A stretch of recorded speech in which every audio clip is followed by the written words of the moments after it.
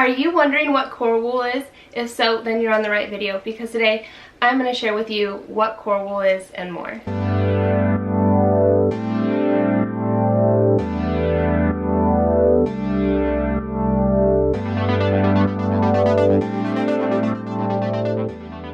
Hi everyone, and welcome to today's video. Core wool, what is it? My name is Iceland, and on this channel, Snowflake Forest Felting, I share needle felting videos, have needle felting tutorials, and share product reviews from time to time. So if you're new and this interests you, please consider subscribing.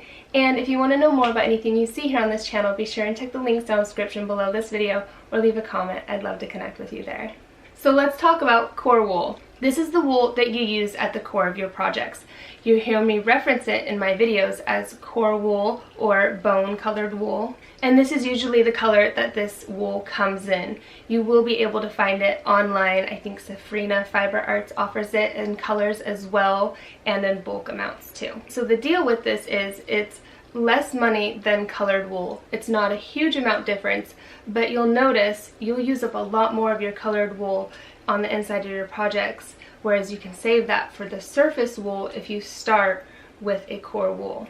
Because this is pretty raw wool here, you're going to find other colors of fiber running through it, usually black, maybe even some straw pieces, so it won't typically be as cleaned. It's not combed, so it's going to be going in a bunch of different directions, unlike wool roving that is combed. Another great reason to use this wool at the core of your projects is it's usually soft and flexible, which is going to allow you to shape and build easier and faster. This wool is usually even a mix of fibers, therefore it's creating a blend of wools, which therefore make it more flexible and easier to use. So this is just even a great wool if you're getting started and learning how to shape stuff.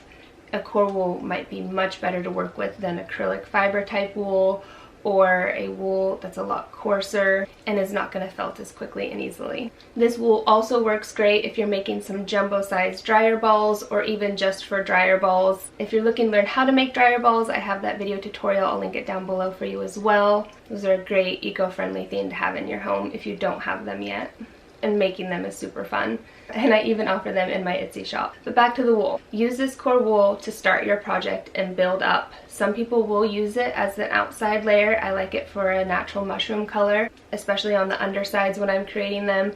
So this wool is super versatile and super important to have on hand if you're going to be doing any type of felting. And remember, I'll have this linked for you and everything else you see here on this channel down in the description below, and you can learn more there. I hope this video helped you. If it did, please be sure and give it a thumbs up. Share it with someone else you think it might help as well, as with all my videos.